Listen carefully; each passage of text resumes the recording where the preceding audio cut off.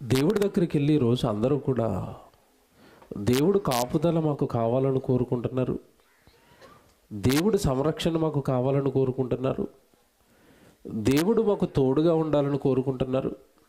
దేవుడు కోరుకోవటంలో తప్పు లేదండి. కానీ మనం ఎలా బ్రతికితే దేవుడు మనల్ని ఆదరిస్తాడు, ఎలా బ్రతికితే వస్తున్న ప్రమాదాల నుండి మనల్ని కాపాడుతాడు, మనం ఎలా బ్రతికితే దేవుడు మనల్ని ఇష్టపడతాడు అన్నది వాక్యాన్ని బట్టి నేర్చుకొని సిద్ధపడవలసిన వారు ఏదో నామకార్థంగా వస్తున్నాం వెళుతున్నాం అన్నట్టుగానే ఉండిపోయారే తప్ప వాక్యపు అనుభవంలోనికి రాలేకపోతున్నారు.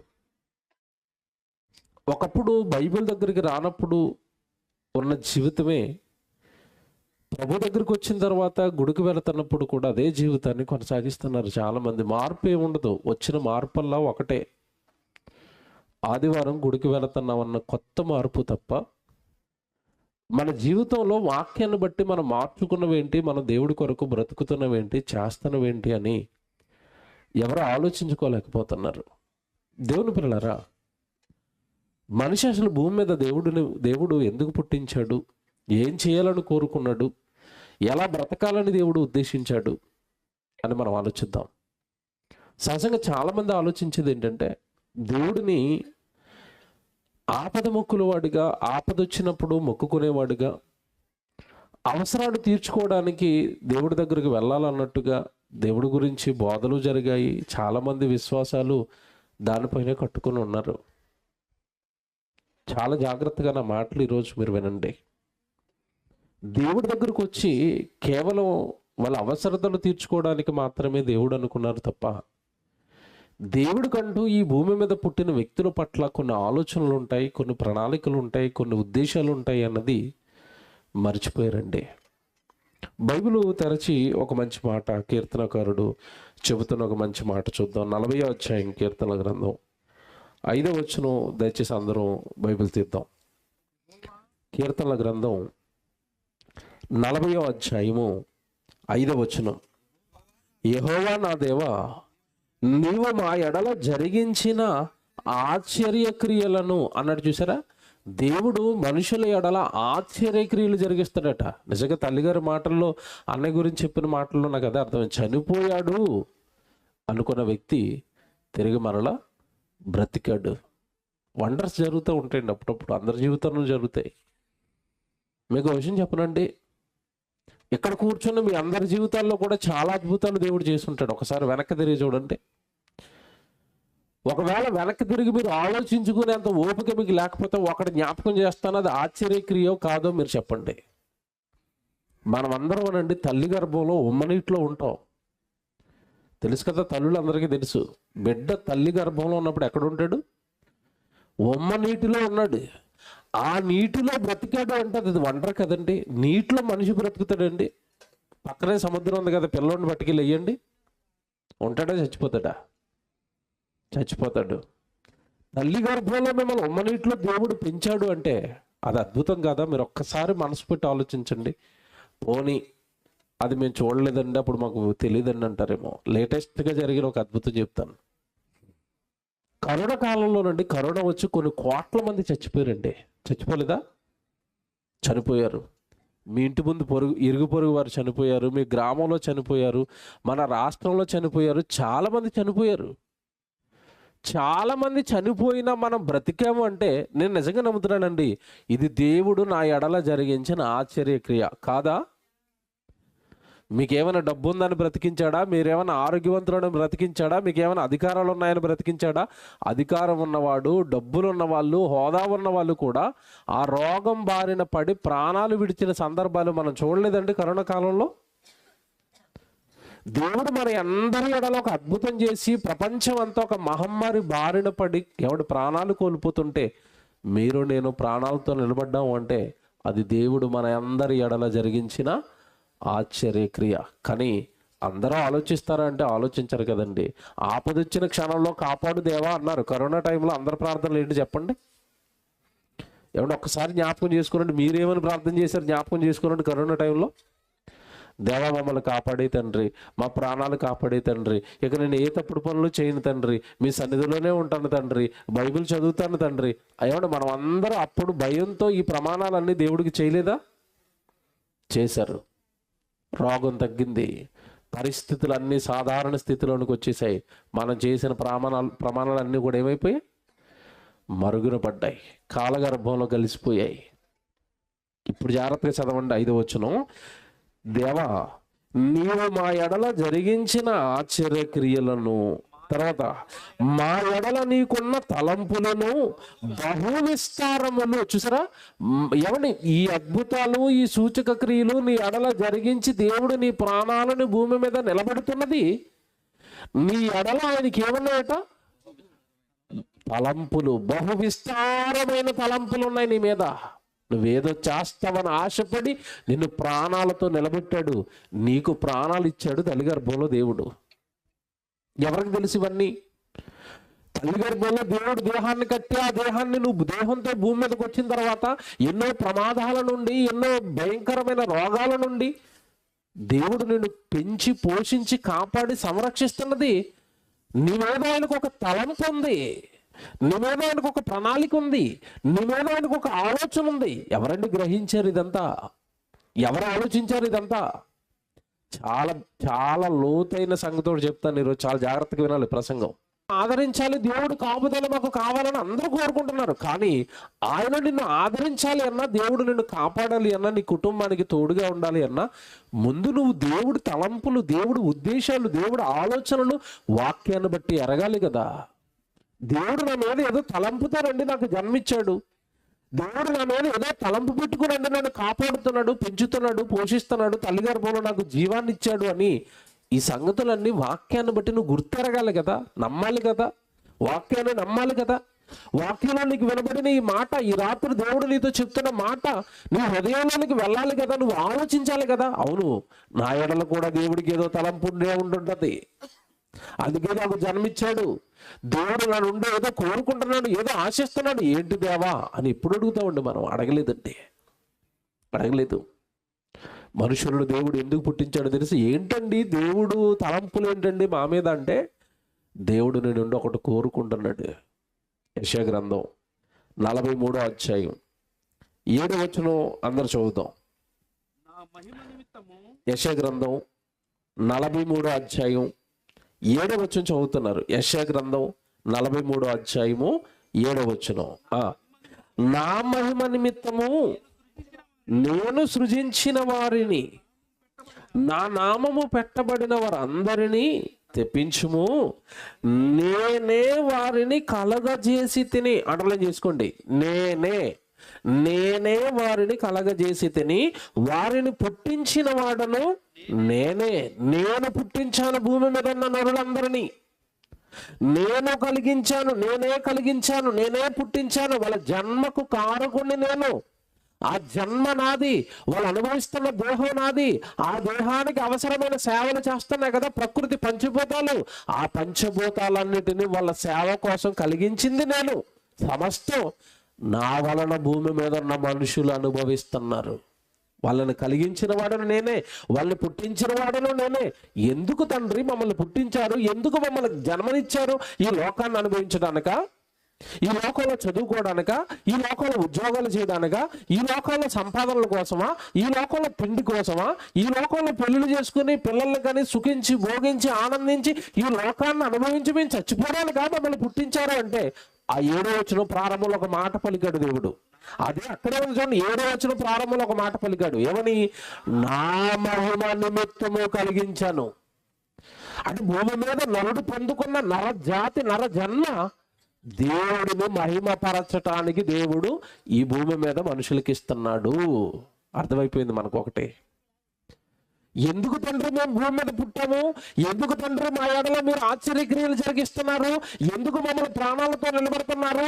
ఎందుకు మాకు ఎన్నో అపాయాలు కష్టాలు వస్తున్నా మమ్మల్ని ఎందుకు వెన్నంటి తోడుగా ఉండి ఈ జీవితాన్ని ఇలా నిలబెడుతున్నారు అంటే, నేను నిన్ను నిలబెడతాను, నువ్వు నన్నేం చేయాలి? మహిమపరచాలి. దేవుడు ఇక్కడ ఉందండి అసలు విషయం. చాలా జాగ్రత్తగా చెప్తాను, నీట్గా చెప్తాను, వినండి. దేవుడిని మహిమపరచండి, దేవుడిని మహిమపరచడానికి మీరు పుట్టారు అనగానే చాలా మంది అండి దేవుడికి మహిమ ఎలా వస్తుంది అనగానే ఏమన్నారు అంటే, ఎలా వస్తుంది మీకు అర్థమైంది, ఇంతకాలం మీరు విన్నది ఏంటి, మీరు బాగా ఆలోచించుకోండి. దేవుడు మహిమపరచడానికి పుట్టారంటే చాలా మంది ఏమంటున్నారంటే, ఎవరింట్లో వాళ్ళు కూర్చుని లేదా ఎవరి చర్చిలో వాళ్ళు కూర్చుని చప్పట్లు కొట్టి ఇప్పుడు దేవుడిని మనం ఏం చేద్దాం, మహిమపరుద్దాం, లేదా పాట పాడి దేవుడిని మహిమపరుద్దాం, అంతే కదండి. అక్కడే కదండి ఆగిపోయాం మనం. అలాగని మేము ఏదో తప్పు పడుతున్నామనో అది మహిమ కాదని అంటున్నామనో దయచేసి అర్థం చేసుకోకండి. చాలా జాగ్రత్తగా నీట్గా ప్రసంగం వినాలి. పాట పాడడం దేవుడికి మహిమే, కానీ నువ్వు ఎక్కడ పాడుతున్నావు? గుడిలో దేవుడిని నమ్మిన వారి మధ్యలోనే కూర్చుని దేవుడికి మహిమ, దేవుడికి మహిమ, దేవుడికి మహిమ అంటున్నావు. పాటలు పాడి పెదవులతో మహిమ, చప్పట్లు కొట్టి చేతులతో మహిమ, అక్కడి వరకే దేవుడిని స్తుతిద్దాం, దేవుడికి మహిమ పరుద్దాం అని అక్కడతోనే ఆగిపోయామండి. కానీ బైబిలు ఏం చేస్తే దేవుడికి మహిమ వస్తుందో క్లియర్గా బైబిల్లో దేవుడు రాయించాడు. అది చెయ్యాలి, బైబిల్లో రాయబడింది చెయ్యాలి. ఈరోజు చాలా మందితో ప్రాబ్లం ఏంటంటేనండి, వాక్యం ఇలాగుంది అని చెప్పినా సరేనండి, లేదు మేము ఒకటి నమ్మాం అదే మాకు భక్తి అంటున్నారు. ఇది చాలా ప్రమాదకరమైన భక్తి అండి. ఒక మాటలో చెప్పాలంటే మూఢ భక్తి అంటాను. అది నువ్వు అనుకున్నది భక్తి అనుకోక. ఎప్పుడు బైబిల్లో రాయబడింది నువ్వు చేస్తూ దేవుడు చెప్పాడు నేను చేస్తున్నాను, నేను భక్తిపరుణ్ణి అని అప్పుడు అనాలి నువ్వు. అంతే తప్ప నీకు నచ్చింది ఏదో చేస్తూ నేను భక్తిపరుణ్ణే, నేను భక్తిపరురాలనే అని ఎప్పుడు కూడా మిమ్మల్ని మీరు మోసపుచ్చుకోకండి. దేవుడిని మహిమపరచడానికి మనుషులు పుట్టారని చదువుకున్నా. ఏం చేస్తే మహిమ వస్తుందో తండ్రి అని నువ్వు దేవుడిని అడగాలి. మళ్ళా నువ్వు నమ్మింది ఏదో మహిమ వచ్చేస్తుంది, నేను అది చేసి మహిమ చేశాను, ఇచ్చేసాను, మహిమ చేశాను అని అనుకో.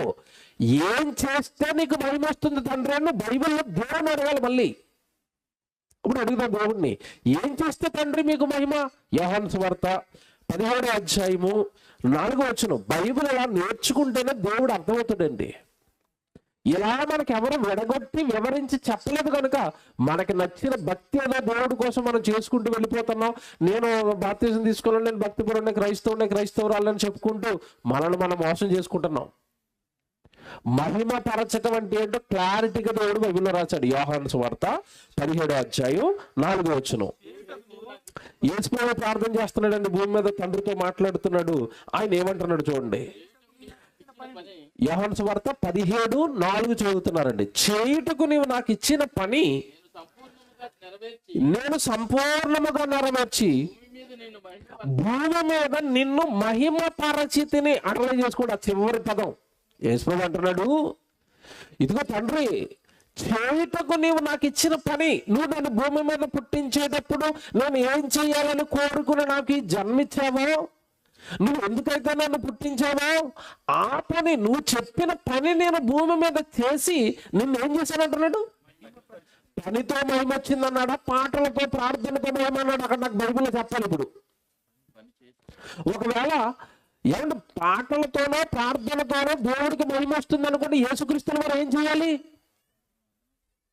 యోసేపు గారితో కూర్చొని, మరియమ్మ గారితో కూర్చొని, తమ్ములతో కూర్చొని పాటలు పాడుకొని ప్రార్థన చేసుకుంటే దేవుడికి మహిమ వచ్చేదా?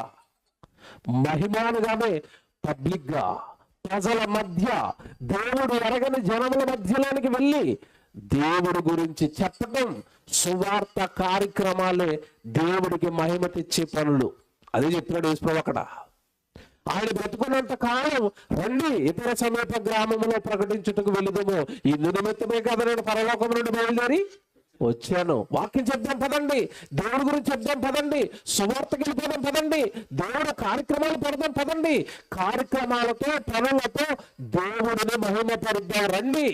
మహిమపరచటం అంటే సువార్త కార్యక్రమం, దేవుడి పని. జాగ్రత్తగా వినండి. ఇప్పుడు ఈ రోజుండే తల్లిగారు దేవుడిని మహిమపరుస్తున్నావిడ నా కష్టార్జితాన్ని ఉపయోగించి ఇదిగో ప్రజలందరినీ పిలిచి, సేవకులందరినీ పిలిచి దేవుడికి పాటలు, దేవుడికి ప్రార్థనలు, దేవుడి వాక్యం ప్రజల మధ్య ప్రకటించబడే కార్యక్రమాన్ని చేపట్టింది. చూసారా కుటుంబం అంతా కలిసి. ఇదండి దేవుడికి మహిమ తీసుకొని రావటం అంటే. మహిమ తీసుకొని రావటం అంటే దేవుని పని. మళ్ళీ చదువుతారు చూడండి, చేయుటకు నీవు నాకు ఇచ్చిన పని నేను సంపూర్ణముగా నెరవేర్చి భూమి మీద నిన్ను మహిమపరచితిని, పని చేసి మహిమపరచాను తండ్రి. పనితో మహిమ, పనితో మహిమ. అదేంటండి, మేము ఈ ప్రసంగం చెప్పిన తర్వాత మా కౌంటర్లు ఉంటాయి. అదేంటండి, దేవుడు జీవఫలాన్ని ఇమ్మన్నాడు కదా, పాటలు పాడటం కూడా దేవుడికి మహిమే కదా, మరి చప్పట్లు కొట్టడం, గదిలో కూర్చొని ప్రార్థన చేసుకుంటున్నాం, ఇవన్నీ దేవుడికి మహిమ తెచ్చేవి కదా అంటారు. అది నీ వ్యక్తిగతంగా నువ్వు దేవుడికి నీ వ్యక్తిగత జీవితాన్ని బట్టి ఇస్తున్న మహిమ. అలాగని కేవలం నువ్వు పాట దగ్గర ప్రార్థన దగ్గర ఆగిపోతాను, అక్కడితోనే నా దేవుడికి మహిమ తెచ్చే పనులు అక్కడితోనే నేను ఆపేస్తానంటే, మనలందరినీ దేవుడు ఏమని పిలిచాడో ఇక్కడ ఆగిపోయిన వాళ్ళందరినీ ఇదే మహిమ అనుకుని అక్కడ ఆ స్టాండర్డ్ దగ్గర ఆగిపోయిన వాళ్ళందరినీ దేవుడు ఏమని పిలిచాడో తెలుసండి బైబిల్లో? యోహాను గారు రాసిన మొదటి పత్రిక 3వ అధ్యాయము 18వ వచనం తీయండి. బైబిల్ బాగా నేర్చుకుంటే దేవుడి మనసు అర్థమవుతుంది, దేవుడి ఉద్దేశాలు అర్థమవుతాయి, దేవుడి ఆలోచనలు అర్థమవుతాయి, దేవుడు ఎలాంటి తలంపులు మన ఎడల కలిగి ఉన్నాడో అర్థమవుతాయి బైబిల్ బాగా చదువుకుంటే, నేర్చుకుంటే. యోహాను గారు రాసిన మొదటి పత్రిక 3వ అధ్యాయము 18వ వచనం చదువుతున్నారు, జాగ్రత్తగా వినండి. యోహాను గారు రాసిన మొదటి పత్రిక 3వ అధ్యాయము 18వ వచనం. చిన్న పిల్లలారా అన్నాడు. ఏమన్నా ఒక మాట, చిన్న పిల్లలారా అని యోహాను గారు పిలుస్తున్నది సంఘంలోకి వచ్చిన సండే స్కూల్ పిల్లలనే, పెద్దోళ్ళేనా? ఎవరికి రాశాడు పత్రిక? సండే స్కూల్ పిల్లలుగా. చిన్న పిల్లలారా అని ఎవరిని పిలుస్తున్నాడు? సంఘస్థులే, బాప్తిసం తీసుకున్న వాళ్ళే, దేవుడి దగ్గరకు వచ్చిన వాళ్ళనే. ఎవడి క్రైస్తవులను ఎవడు ఈయన చిన్న పిల్లలారా అని ఎందుకు పిలుస్తున్నాడు? ఆలోచిద్దాం. కొంచెం కరెక్ట్గా చదువుతాం. 18వ వచనం. చిన్న పిల్లలారా, మాటతోనూ నాలుకతోనూ కాక క్రియతోనూ సత్యముతోనూ ప్రేమిందాం దేవుడిని. నువ్వు నాకు దేవుడు అంటే ఇష్టం అంటున్నావు కదా, దేవుడు అంటే ఇష్టమనే వారలారా, మీరు గనక మాట దగ్గర ఆగిపోయారా, మీరు పెదవుల దగ్గర ఆగిపోయారా, మీరందరూ దేవుళ్ళు ఎవరట? చిన్న పిల్లలు. మీరంతా చిన్న పిల్లలారా అన్నాడు. అందుకే అక్కడ చిన్న పిల్లలారా, చిన్న పిల్లలారా.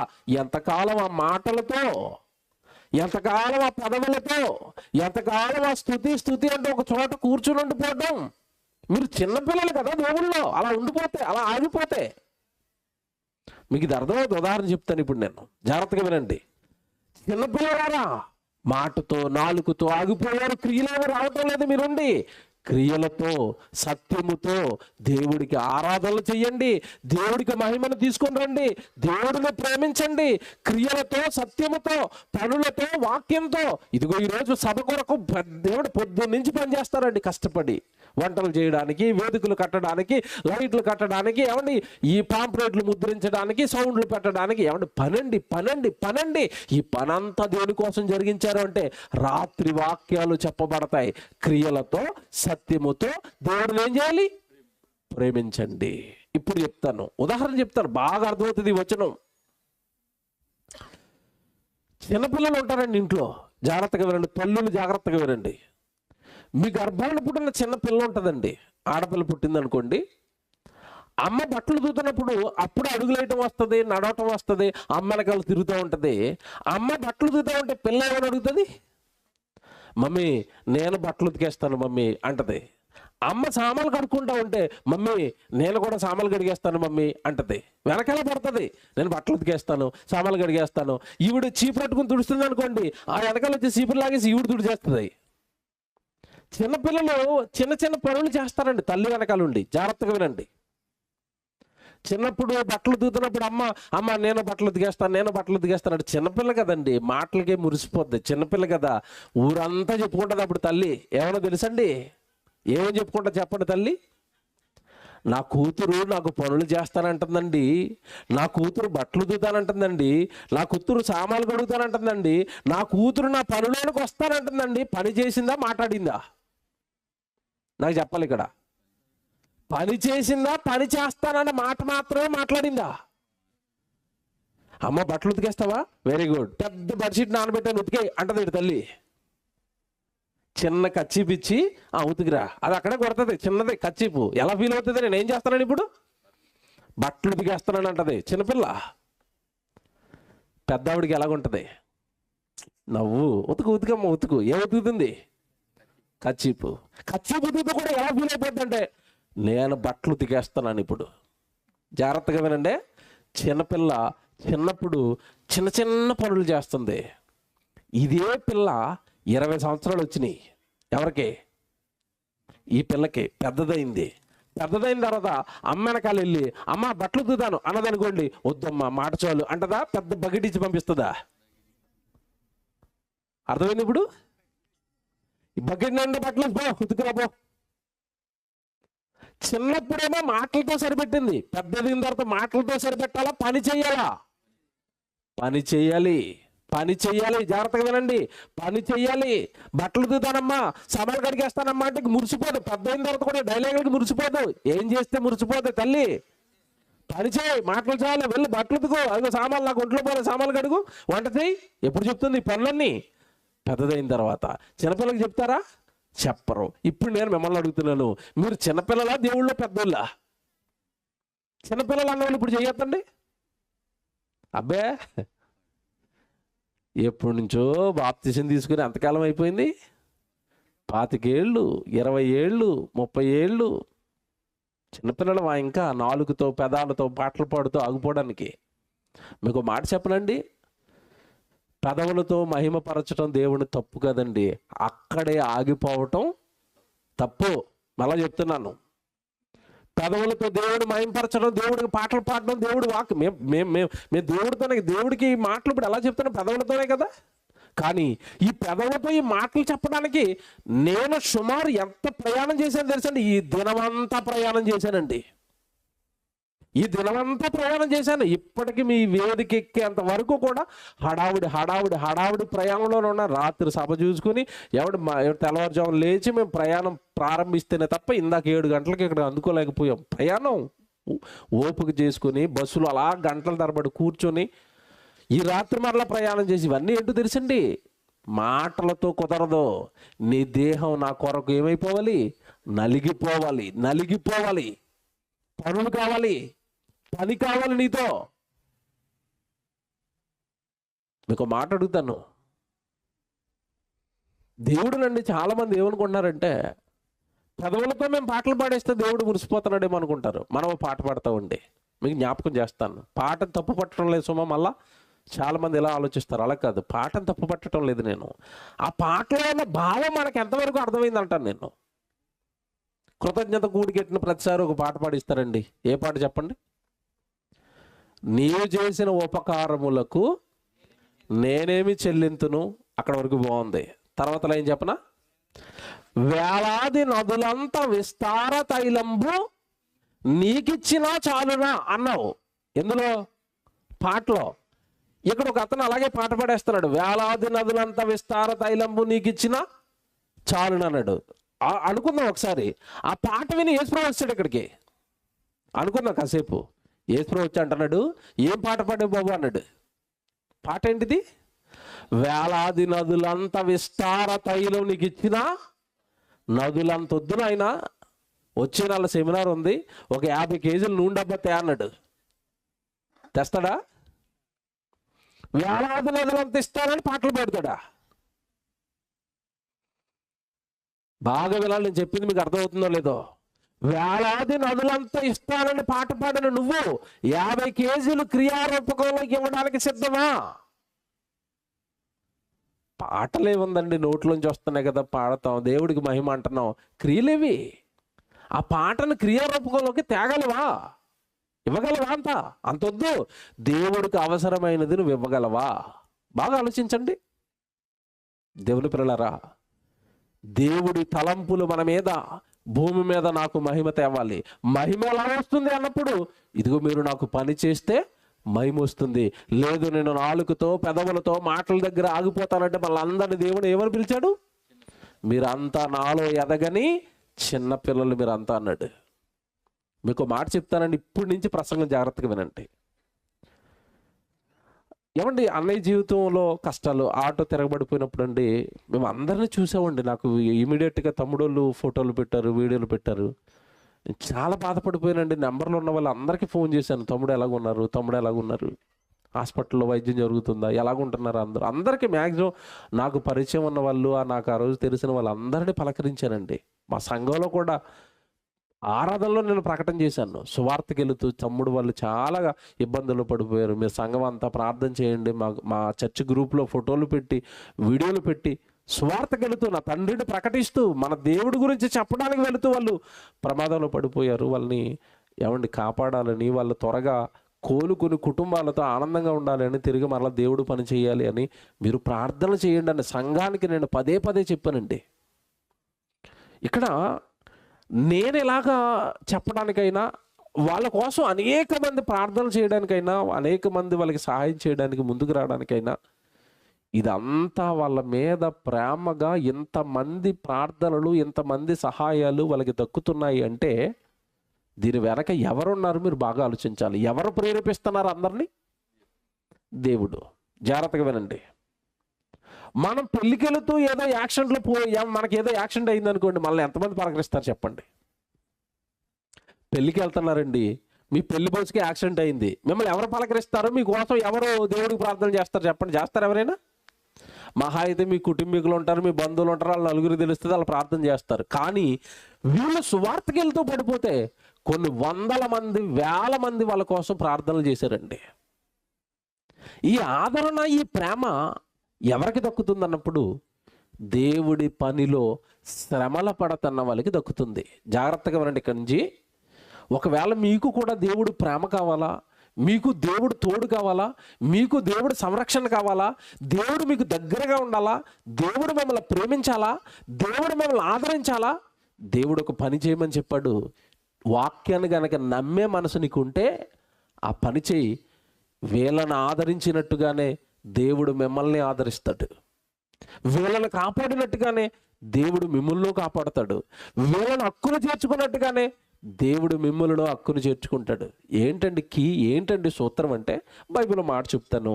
ఫిలిప్పీలకు రాసిన పత్రిక, పౌలు గారు క్రైస్తవులకి ఏం చెప్తున్నాడో ఒకసారి బైబిల్ తీయండి. ఫిలిప్పీలకు రాసిన పత్రిక 1వ అధ్యాయం 30వ వచనం చదువుదాం అందరం. ఫిలిప్పీలకు రాసిన పత్రిక 1వ అధ్యాయము 30వ వచనం చదువుతున్నారు. ఇదిగో క్రైస్తవులారా, క్రీస్తునందు విశ్వాసముంచుట మాత్రమే కాక ఆయన పక్షమున శ్రమపడుటయు ఆయన పక్షమున మీకు అనుగ్రహింపబడెను అన్నది చూసారా? ఇది అందరికీ ఏమనుగ్రహించబడిందంట? దేవుడు మనకి ఏమనుగ్రహించాడట? శ్రమలు అనుగ్రహించాడు. పని చెయ్యాలి, పనితో నాకు మహిమ వస్తుంది, ఆ పని చేస్తున్నప్పుడు పనిలో భాగంగా పని చేస్తున్నవాడికి ఏమొస్తాయి? శ్రమలు వస్తాయండి. పనిలో ఉన్నవాడికి శ్రమ అండి, పనిలో ఉన్నవాడికి కష్టాలండి, పనిలో ఉన్నవాడికి వేదనలండి. కానీ ఈ శ్రమలు కూడా దేవుడి పక్షాన మీకు ఏమవ్వాయి? అనుగ్రహించబడ్డాయి. ఆశీర్వాదాలు అనుగ్రహించబడ్డాయి అనుకున్నాం మనం ఇంతకాలం. ఇంతకీ ఏమనుగ్రహించాడు దేవుడు? నా పక్షాన శ్రమపడుటయు మీకు అనుగ్రహించబడింది. బైబిల్ ఇది.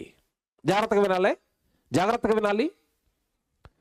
ఏమండి, దేవుడు పరలోకంలో ఉన్న దేవుడు నాకు మహిమ తేవాలి అంటే నువ్వు పని చేయాలి అన్నాడు. పనిలోనికి నువ్వు వెళ్ళుకోడుకా అన్నాడు. పని మాత్రం దేవుడు కోరుకున్నాడండి. మరి శ్రమలు ఎందుకు వస్తున్నాయి? కష్టాలు ఎందుకు వస్తున్నాయి? వేదనలు ఎందుకు వస్తున్నాయి? శోధనలు ఎందుకు వస్తున్నాయి? కన్నీళ్ళు ఎందుకు వస్తున్నాయి? అసలు ఇది ఎందుకు జరుగుతుంది? చాలా మందికి ఉన్న డౌట్ ఏంటో తెలుసండి. ఏదైనా ప్రమాదం జరిగినా, ఏదైనా కష్టం వచ్చినా, క్రైస్తవుడికి కానీ ఇటు సేవకుడికి కానీ, సేవకుడికి ఏదైనా కష్టం వచ్చింది అనుకోండి, అందరూ మాట్లాడేది ఏంటి చెప్పండి? ఓపెన్గా మాట్లాడుకుందాం. ఏం మాట్లాడతారు? ఏదో తప్పు చేస్తున్నాడండి, లేకపోతే ఎందుకంటే ఆటో తిరగబడిపోద్ది. ఏదో తప్పు చేస్తున్నాడండి, లేదంటే ఎందుకంటే యాక్సిడెంట్ అవుతుంది. ఏదో తప్పు చేస్తున్నాడండి, లేకపోతే ఎందుకంటే రోగం వస్తుంది అంటారా? అనరా? అంటారు. కానీ ఇప్పుడు బైబిల్లో ఏముంది మీకు? అక్కడ దేవుడి పక్షాన శ్రమలు కూడా మీకు అనుగ్రహించబడ్డాయి. ఇంతకీ ఈ శోధనలు, శ్రమలు ఎవరి వలన క్రైస్తవులకి, భక్తులకి కలుగుతాయి? బాగా ఆలోచించి ఆన్సర్ చెప్పండి. నేను మళ్ళీ అడుగుతున్నాను. దేవుడు పని చేయని మాత్రమే దేవుడు చెప్పాడు. శ్రమలు వస్తున్నాయి, ఆ శ్రమలు కూడా దేవుడి పక్షాన్ని మీకు అనుగ్రహించబడ్డే శ్రమలు కూడా మీరు భరించాలి అన్నాడు. శోధనలు శ్రమలు ఎవరు పెడతారు బైబిల్ ప్రకారం నాకు చెప్పండి? ఎవరు పెడతారు? శోధకుడు ఎవరు చెప్పండి? బైబిల్ ప్రకారం శోధకుడు, శోధించేవాడు, శ్రమల పాలు చేసేవాడు ఎవరు? అపవాది. మీరు దేవుడు పని చేస్తుంటే వాడు తిన్నగా ఊరుకుని ఉంటాడా?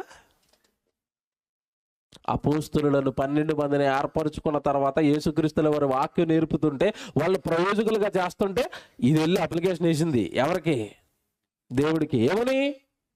ఆ 12 మందిని ఒక్కసారి నాకు అప్పగించు. యేసుప్రభు ఏం చెప్తున్నాడు వీళ్ళతో? సాతాను మిమ్మల్ని గోధుమల వల్లే చల్లించుటకు కోరుకుంది. ఎవరిని కోరుకుంటుంది? సాతాను ఎవరిని కోరుకుంటుంది?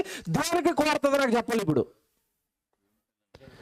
దేవుడు పిల్లలని నాకు అప్పగించు, దేవుడు పని చేస్తున్న వారు నాకు అప్పగించు, వాళ్ళు నేను జల్లించేస్తాను, వాళ్ళని శ్రమలు పెట్టేస్తాను, వాళ్ళని బాధలు పెట్టేస్తాను, కష్టాలు పెట్టేస్తాను, వేదనలు ఇస్తాను, శ్రమలు ఇస్తాను. ఆ దెబ్బకి వాళ్ళు నీ పనిలో నుంచి పక్కకి పోతారు, నీ సేవ ఆగిపోద్ది, నీ ఆత్మల రక్షణ అనేది ఆగిపోతుంది. ఇది గమనించిన దేవుడు జాగ్రత్తగా వచనాలు చెప్తాను నేను అన్నీ. ఇది గమనించిన దేవుడు నా పని చేయకూడక, నా పని కోసం పుట్టావు, నా మహిమ కోసం పుట్టావు అన్నాడు. పని చేసినప్పుడు శ్రమలు వస్తాయి కొడుక, నీకు శ్రమలు కూడా నువ్వేం చేయాలి? దేవుడు అనుగ్రహం అనుకోవాలి. శ్రమ కూడా దేవుడు అనుగ్రహం అనుకొని పనిలో ఉంటున్నప్పుడు అపవాది నిన్ను శోధిస్తున్నా, బాధిస్తున్నా, ఇరుకుల పాలు చేస్తున్నా, ఇబ్బందుల పాలు చేస్తున్నా దానిని నువ్వు భరించాలి. అలాగని కన్న తండ్రిగా జాగ్రత్తగా వినండి, ఇక్కడ దేవుడు మీకు ప్రేమ అర్థమవుతుందండి. కన్న తండ్రిగా నా పని కోసం, నా స్వార్థ కోసం వెళుతున్నప్పుడు నీకు శ్రమ వస్తే, నీకు కష్టం వస్తే, నీకు కన్నీరు వస్తే, దేవుడు పక్షాన ఎవరైతే కష్టపడుతున్నారో, దేవుడు పక్షాన ఎవరైతే ఇరుకులు పాలైపోతున్నారో, దేవుడు పక్షాన ఎవరైతే ఇబ్బంది పడుతున్నారో, దేవుడు పక్షాన ఎవరైతే శ్రమలు పడిపోతున్నారో వాళ్ళందరి గురించి దేవుడు బైబిల్లో ఒక మాట అంటాడండి. నిజంగా అద్భుతం అండి ఆ మాట, అద్భుతం. కొరింథీయులకు రాసిన మొదటి పత్రిక తీసుకోండి బైబిల్ జాగ్రత్తగా. కొరింథీయులకు రాసిన మొదటి పత్రిక 10వ అధ్యాయం 13వ వచనం చూద్దాం అందరం. కొరింథీయులకు రాసిన మొదటి పత్రిక 10వ అధ్యాయము 13వ వచనం చదువుతున్నారు. మళ్ళీ చెప్తున్నారు, జాగ్రత్తగా చూసుకోండి బైబిల్లో ఈ వచనం. కొరింథీయులకు రాసిన మొదటి పత్రిక 10వ అధ్యాయము 13వ వచనం. సాధారణముగా మనుషులకు కలుగు శోధన తప్ప మరి ఏది మీకు సంభవింపలేదు. ఒకవేళ కష్టం వచ్చినా మనం ఎలా ఫీల్ అవ్వాలట? సాధారణంగా మా మనుషులకు వచ్చినవే, ఒకనాడు పౌలు గారికి వచ్చినవే, ఒకనాడు పేతురు గారికి వచ్చినవే, ఒకనాడు స్తెఫనుకు వచ్చినవే, ఒకనాడు బైబిల్లో ఉన్న ప్రవక్తలకు వచ్చినవే మనకు వస్తాయి తప్ప మనకేదో కొత్తగా వచ్చేవి ఏమి లేవండి. వాళ్ళకి శ్రమలు వచ్చాయి, దేవుడు నమ్మినందుకు మనకు కూడా వస్తాయి, శ్రమలు వస్తాయి. ఇక్కడ ఎంత బాగా చెప్తున్నాడంటే, సాధారణముగా మనుషులకు కలుగు శోధన తప్ప మరి ఏది మీకు సంభవింపలేదు, దేవుడు నమ్మదగిన వాడు. వెంటనే ఈ పదం ఎందుకు మాట్లాడుతున్నాడు అక్కడ? సాధారణంగా మీకు శోధనలు వస్తాయి, కష్టాలు వస్తాయి, కన్నీళ్ళు వస్తాయని వెంటనే ఏమని చెప్పండి అక్కడ? వెంటనే ఏమని రాశాడు? దేవుడు నమ్మదగిన వాడు. అంటే అర్థం ఏంటంటే, శ్రమలలో, శోధనలలో, కష్టాలలో నిన్ను విడిచిపెట్టేవాడు కాదు. మనుషులైతే నీకు శ్రమ వచ్చినప్పుడు, కష్టం వచ్చినప్పుడు నేను ఏం చేస్తారు? విడిచిపెట్టేస్తారు. నువ్వు బాగుంటే బెల్లం చుట్టూ ఈగలు తిరిగినట్టుగా నీ చుట్టే తిరుగుతారు. నీకు ఏదైనా తీరని వేదన, ఏదో క్యాన్సర్ వచ్చింది, ఇక బతకమని చెప్పేశారు, ₹1,00,000 ట్రీట్మెంట్ కావాలి, ఏమంటే మీ కాకినాడ హాస్పిటల్లో ఉన్నావు. అదే కదా చివరికి మన అందరికీ, పేదోళ్ళు అందరికి హాస్పిటల్లో జీజీహెచ్. అందులో జాయిన్ అయిపోయిన తర్వాత ఏమంటే నువ్వు ఎప్పుడైతే అక్క అన్నావో, తమ్ముడు అన్నావో, లేదో చుట్టపు చూపుగా అలా వచ్చి వెళ్ళిపోతూ ఉంటారు తప్ప ఎవడు ఎక్కడ డబ్బులు అడుగుతావనన్న భయంతో నీ ఫ్రెండ్స్ కానీ, నీ బంధువులు కానీ, నీకు దూరంగా ఉన్న వాళ్ళు కానీ ఎవరైనా వస్తారా? రారండి. కష్టం అనుభవించిన వాళ్ళకి నేను చెప్తున్నది అర్థమవుతుంది. చాలామందికి ఎలాగుంటుందంటే, మా అక్క లాంటిది కాదని అంటారు. ఇప్పుడు మీ అక్క ఎలాంటిదో, మీ తమ్ముడు ఎలాంటిడో, మీ నాన్న ఎలాంటిడో, మీ తల్లి ఎలాంటిదో ఒక్కసారి కరోనాను ఊహించుకో. కరోనా టైంలో ఏమంటే రోగం వచ్చిన వాళ్ళందరినీ కూడా ఎక్కడ వేశారు చెప్పండి? ఎక్కడ వేశారు? 14 రోజులు క్వారంటైన్. ఎవరున్నారు నీకు నీ పక్కన ఎవరున్నారు ఆ రోజు? ఎవరైనా ఉన్నారా? ఒకసారి జ్ఞాపకం చేసుకో. ఎవ్వరు లేరండి. విచిత్రం ఏంటో తెలుసండి, తల్లికి అన్నం ఎలా పెట్టేవారు తెలుసా? ఆ రోజుల్లో కవర్లో కట్టేసి కవరకి కర్ర కట్టి ఇలా దూరం నుంచి ఎవరికి పరిస్థితులన్నీ అనుభవించి వచ్చాం. ఒక్కసారి జ్ఞాపకం చేసుకోనండి. దేవుడు అలాంటోడు కదండి. సాధారణంగా మనుషులకు కలుగు శోధన తప్ప మరి ఇంకేమీ మీకు కలగదు. అయినను దేవుడు నమ్మదగిన వాడు, మీరు సహింపగలిగినంతటి కంటే ఎక్కువగా ఆయన మిమ్మల్ని శోధింపబడనీయడు. చూసారా, ఒకవేళ అపవాది మిమ్మల్ని కోరుకుని శోధనల పాలు కష్టాల పాలు చేస్తానంటే, ఇప్పుడు దేవుడు ఎక్కడ ఉంటున్నాడు, ఎవరు వెనకాల ఉన్నాడు, ఎవరి గురించి ఆలోచిస్తున్నాడు, ఈ వచనాన్ని బట్టి నాకు చెప్పాలి. ఎవరి గురించి ఆలోచిస్తున్నాడు? దేవుడి పనిలో శోధనలోనికి కష్టాలలోనికి వెళ్ళిపోయిన వారి దగ్గరకు వచ్చి అంటున్నాడు, మీరు సహింపగలిగినంత కంటే ఎక్కువగా మిమ్మల్ని శోధింపనియ్యడు. అంటే ఇప్పుడు శోధించేవాడు ఎవడు? అపవాది. అప్పగించినట్టుగా వాడికి అప్పగించినట్టుగానే వెనకాల కర్రట్టుకుని నుంచున్నాడు. ఎవరు? రే, మా ఓడి ఎంత కష్టం పడతాడో, ఎంత బరువు మోస్తాడో అంతవరకే. నువ్వు ఎక్కువగా వాడిని బాధించడానికి కుదరదు. ఇప్పుడు నేను మిమ్మల్ని అడుగుతున్నాను, దేవుడి ఆలోచన, దేవుడి సృష్టి, దేవుడి చూపు, దేవుడి ప్రేమ అన్నీ కూడా ఇప్పుడు ఎవరి మీద చెప్పండి? పనిలో ఉన్నవాడి మీద, శోధనలు పాలైపోతున్న వాడి మీద, కష్టాలు పాలైపోతున్న వాడి మీద. ఇది మీకు అర్థమవుదు. ఉదాహరణ చెప్తాను, జాగ్రత్తగా వినండి. ఇంట్లో ఇద్దరు పిల్లలు ఉంటారండి. తల్లి ఇద్దరినే కన్నది, చిన్నోడు పెద్దోడు. జాగ్రత్తగా వినండి. వాళ్ళిద్దరిని సమానంగా చూసుకుంటుంది. కానీ వీళ్ళిద్దరిలో చిన్నోడికి జ్వరం వచ్చేసింది. బాగా వినండి. చిన్నోడికి జ్వరం వచ్చి మంచం మీద పడుకున్నాడు, లేవట్లేడు. పెద్దోడు ఆడుకున్నాడు, తిరుగుతున్నాడు బాగా. తల్లి ఎవరి గురించి ఎక్కువగా ఆలోచిస్తుంది నాకు చెప్పాలి? ఎవడి గురించి ఆలోచిస్తుంది? మంచం మీద పడుకున్న వీడి చుట్టే తిరుగుతుంది, వాడికి తడిబట్టేస్తుంది, వాడి నోట్లో నీళ్లు పోస్తూ ఉంటుంది. తాగుతావా రా, ఏమన్నా తాగుతావా, చావ తాగుతావా, మందులు వేస్తూ ఉంటుంది. మనసులా ఉండదండి. ఆవిడ మనసు అంతా ఈవిడి మీద, వీడి మీదే. ఎవరి మీద? చిన్నోడు. పెద్దోడు హాయిగా తిరుగుతున్నాడు, తిరుగుతున్నాడు. ఆడి మీద ఒక అన్నం అక్కడ ఉందా, పెట్టుకుందని రా అంటది. పెట్టదాడికి అన్నం ఎవరి దగ్గర కూర్చుంటుంది? వచ్చి చిన్నోడి దగ్గర. ఈలోపు పెద్దోడు ఏమైనా విసిగిస్తున్నాడు అనుకోండి, ఒక దెబ్బ వేస్తుంది. నోరు మూసుకుని అల్లరి చేయకు, తమ్ముడికి బాగోలేదు. తమ్ముడు ఏమి ఇంత ప్రేమ ఎందుకు కలిగిపోయింది తల్లికి నాకు చెప్పాలి?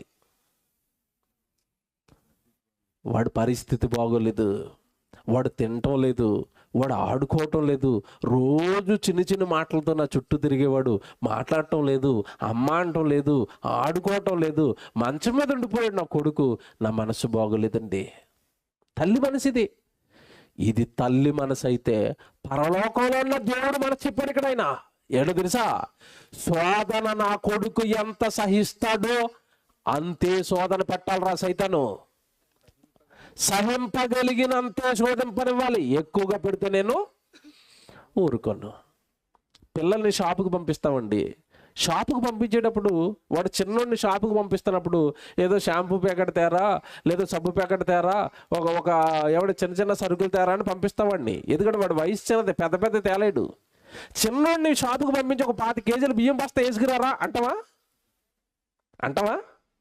మనమే భరించలేనంత బరువులు మనం పెట్టినప్పుడు పరలోకంలో ఉన్న కన్న తండ్రి నీ విల్ పవర్ ఎంత తెలుసు, నువ్వు ఎంతవరకు భరించగలవో తెలుసు, నీ ఓపిక ఎంతవరకు ఉందో చూస్తున్నాడు. అంతకు మించిన కొడుకుని ఎక్కువగా బాధ పెట్టడానికి కుదరదు. ఏం తండ్రి అండి, ఏం దేవుడండి అంటే, ఇప్పుడు దేవుడి ప్రేమ, దేవుడి ఆలోచన, దేవుడు చూపించాలనుకుంటున్న కరుణ, దేవుడి ఆదరణ ఎక్కువగా ఎవరికి దక్కుతున్నాయో నాకు చెప్పాలి. ఇప్పుడు ఎవరికి దక్కుతున్నాయి? శ్రమల పాలవుతున్న వాళ్ళకి. అంటే నిజంగా చెప్తున్నానండి, మీరు బాగా దేవుడిని అర్థం చేసుకుంటే అందరూ ఏం కోరుకోవాలో తెలుసండి? ఈ మాటను బట్టి అందరూ ఏం కోరుకోవాలి? శ్రమలు కోరుకోవాలి. నువ్వు గుడికొచ్చి ఏమని ప్రార్థన చేస్తావు? ఎటువంటి శ్రమ, కష్టము, కన్నీరు అస్సలు మాకు రాకూడదు తండ్రి. అయితే దేవుడు నీతో పాటు రాడు తండ్రి. ఎవరితో ఉంటాడు దేవుడు? శ్రమ పడుతున్న వాళ్ళతో, కష్టాలు పడుతున్న వాళ్ళతో. వాళ్ళని తప్పించడానికి వాళ్ళు ఏం చేస్తున్నారా, వాళ్ళని సాతాను ఎంత బాధ పెడుతున్నాడా, ఎన్ని శోధనల పాలు చేస్తున్నాడనని వాళ్ళ చుట్టే తిరుగుతున్నాడండి. నిజంగా చెప్తున్నానండి, ఎక్కడో ఉన్న వీళ్ళ గురించి హైదరాబాద్లో ఉన్న మేము ప్రార్థన చేసామంటే ఇప్పుడు మేము మనుషులుగా మేము చేసింది కాదండి, మమ్మల్ని కదిలించింది ఎవరు అనుకుంటున్నారు? దేవుడు.